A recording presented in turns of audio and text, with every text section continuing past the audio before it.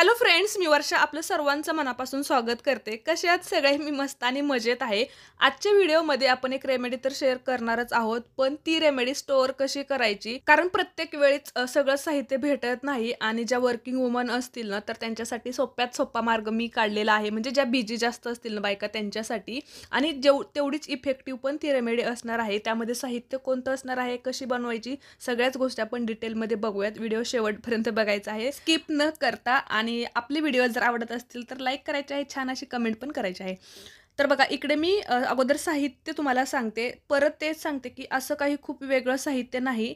मेथी दाणे, जवस आणि कलोंजी. परत तेच की कलोंजी म्हणजे काय, कलोंजी म्हणजे काय, आता मलाच प्रश्न पडलाय. कलोंजीला कलोंजीच म्हणतात, नायजेला सीड्स म्हणतात. तुम्ही गुगलला एकदा चेक करा, डीमार्टमध्ये भेटून जाईल तुम्हाला. तर या 3 वस्तू ज्या आहेत की नाही, तर ह्या वाटायच्या आहेत. थोडंसं ओबड-धोबड म्हणजे दडदडीत वाटायचं आहे. नाही वाटलं तरी सुद्धा चालेल, तसंच मिक्स करून ठेवा. आता काही जणी काय म्हणतात की उकळल्यानंतर ते खूप वेस्ट जातं. याच्यासाठी बघा असं थोडंसं वाटल्यानंतर काय होईल की थोडंसं त्याचा उपयोग पण चांगला होईल आणि पटकन पण प्रोसेस होते. आणि इकडे ड्राईड लीव्ज जे आहेत की नाही रोजमेरीचे, ते घ्यायचे आहेत. ऑनलाईन तुम्ही ते ऑर्डर करू शकता. आता इकडे सगळ्याच मी स्टोअर करू शकाल अशाच वस्तू वापरलेल्या आहेत. जास्वंदीच्या फुलाची पावडर ही मी घरीच बनवलेली आहे. फक्त फुलं सावलीत वाळवायची, चांगली सुकू द्यायची आणि त्याच्यानंतर वाटून गाळून ठेवायचं. अगोदर रेमेडी बघून घेऊया, त्याच्यानंतर सगळ्याच मी डिटेल्स गोष्टी सांगणार आहे. तर आता इकडे बघा पाण्यामध्ये जे आपण वाटून घेतलेलं त्याच्यातच ड्राईड लीव्ज रोजमेरीचे थोडीशी पावडर टाकलेली आहे जास्वंदीच्या फुलाची. आता हे सगळं जे मिक्सचर आहे की नाही ते छान असं उकळवून घ्यायचं, कारण की परत तेच याच्यात जवस आहे, याचं जेल बनणारच आहे. परत जास्वंदीच्या फुलाची पावडर आहे, त्याच्यामुळे की नाही ते घट्टसर होतं. आणि मेथी दाणे त्याच्यासोबतच जवस, याच्यामुळे की नाही एक छान अशी पेस्ट हेअर मास्क बनतो, जो की आपल्या केसांना खूप स्मूथ, एकदम शायनी आणि खूप छान असा बनवतो. आपल्या स्कॅल्पला एकदम चांगलं ट्रीट होतं.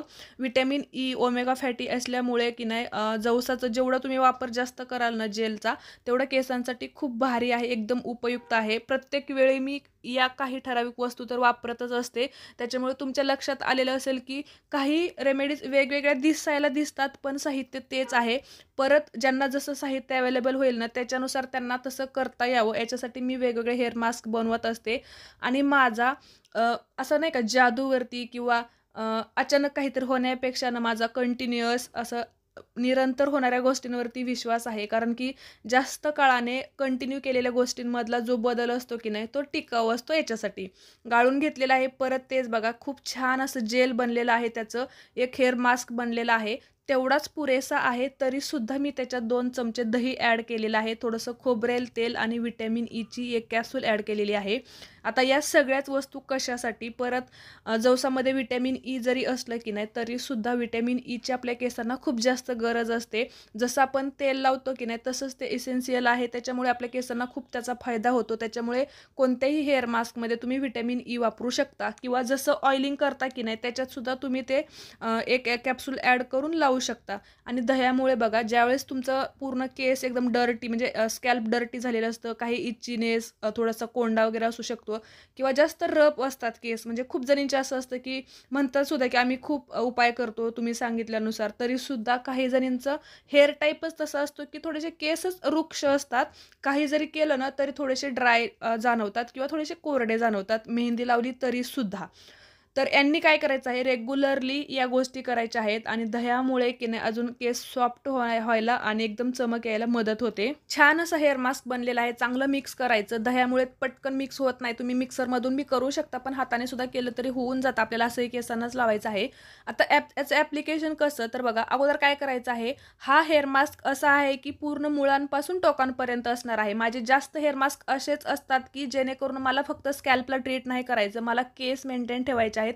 कारण की नवीन केस वाढण्यापेक्षा आहे तेच केस छान मेंटेन ठेवणं खूप गरजेचं असतं. कारण की नवीन केस येतातच, कारण की आपलं इंटरनल म्हणजे जसं आपण डाएट घेतो किंवा आपलं जे जेनेटिक्स असतं त्याच्यानुसार की नाही आपले नवीन ग्रोथ पण होतच असते, किंवा जो हेअरफॉल झालेला असतो तिथून हेअर ग्रोथ तर होतच असते. पण आपलं काम हे आहे की आहेत ते केस मेंटेन ठेवणं, किंवा जे केस वाढतायत की नाही, ग्रो होत आहेत की त्यांना अजून चांगल्या प्रकारे ग्रो कसं करायचं, नवीन केस जे येणारे आहेत ना ते फास्ट ग्रो होतील आणि दाट केस होतील यावरती आपलं लक्ष असायला पाहिजे किंवा एक ठराविक एज नंतर आपल्या केसांना मेंटेन ठेवणं खूप जास्त गरजेचं असतं. त्याच्यामुळे मी परत ते सांगते की हेअर मास्क तुम्ही कोणताही वापरा. महिन्यातून जसं की मेहंदीचं तुम्हाला एक कंटिन्यू करायचं आहे आणि केस धुण्या अगोदर ऑइलिंग तेही तुम्ही छान असं घरी बनवलेलं, छान त्याच्यामध्ये नैसर्गिक वस्तू ॲड केलेलं ते हेल्दी ऑइल तुम्ही करायचं आहे आणि कोणताही एक हेअर मास्क त्याला जोडून तुम्ही लावायचा आहे केस धुण्यापूर्वी. तर असं एक रुटीन ठेवू शकता. माझ्या चॅनलवरती कितीही व्हिडिओज असले, कितीही कन्फ्यूज असला ना, तरीसुद्धा ठराविक माझे हेअर मास्क सगळ्याच प्रॉब्लेमवरती उपाय म्हणून काम करतात. त्याच्यामुळे तुम्ही कोणताही तुम्हाला जे साहित्य भेटेल त्यानुसार बनवायचं आहे आणि तुमच्या केसांना जसा फरक पडेल त्यानुसार तुम्हाला ते कंटिन्यू करायचं आहे. किती जरी असले ना तरी तुम्हाला निवडायचे आहेत त्याच्यानुसार तुम्हाला ते वापरायचं आहे, फॉलो करायचं आहे. मंथली रुटीन तुम्हाला ठेवायचं आहे. तर हे जे आहे की नाही आजचा जो हेअर मास्क यामधील सगळ्या ज्या वस्तू आहेत की नाही याच्यामध्ये आपण बघा कोणतंही असं वेगळं वापरलेलं नाही. सगळ्या ड्राईड वस्तू आहेत ज्या की तुम्ही साठवून ठेवू शकता. ते वाटून ठेवू शकता एका भरणीमध्ये आणि दही तर आपल्याकडे असतंच आणि तेल, व्हिटॅमिन ई हे पण तुम्हाला ठेवायचं आहे जवळ. तुम्ही 10 मिनिट केस धुण्याच्या अगोदर फक्त 10 मिनिट जर हे केसांना लावलं की नाही तरीसुद्धा खूप चांगला फरक पडतो आणि माझं हेच म्हणणं असतं की एकाच दिवशी काहीतरी वेगळं करायचं आणि केसामध्ये मला बदलच व्हायला पाहिजे. असं करण्यापेक्षा एक ठराविक रुटीन ठेवा. प्रत्येक वेळी काही ना काही अप्लाय करा. याने खूप फरक पडतो. केसांचं कसं आहे बघा, आज आपण जरी पोट भरून जेवण केलेलं तरी उद्या दुसऱ्या दिवशी आपल्याला परत भूक लागणारच आहे. परत आपल्याला हेल्दी खायचंच आहे. तसंच केसांचं आहे. तुम्ही या वीकमध्ये काळजी घेतली, छान झालेत केस, मग पुढच्या वेळेस पण हेअर वॉश करताना तुम्हाला ते मेंटेन तसेच छान केस ठेवायचे असतील तर पुढच्या आठवड्यात सुद्धा तसंच करावं लागणार आहे. असंच ते कंटिन्यू मेंटेनच करावं लागणार आहे आणि या गोष्टीवरतीच माझा विश्वास आहे की एकदा केलेलं तुम्ही ते किती काळ टिकवू शकणार. त्यामुळे कंटिन्यू जर छानच पाहिजे असेल तर तेवढं आपल्याला मेहनतसुद्धा घ्यावी लागणार आहे. तेवढंच तुम्हाला तसं छान ट्रीट करावं लागणार आहे. तर घरातच अवेलेबल होतील अशा गोष्टी आणि सगळ्याच केसांच्या प्रॉब्लेमवरती उपयुक्त असं हेअर मास्क मी बनवलेला आहे, तुम्हाला शेअर केलेला आहे. नक्कीच तो तुम्हाला आवडेल. तुम्ही सुद्धा ट्राय करा आणि आजचा व्हिडिओ मला कसा वाटला नक्की कमेंट करून सांगा. धन्यवाद.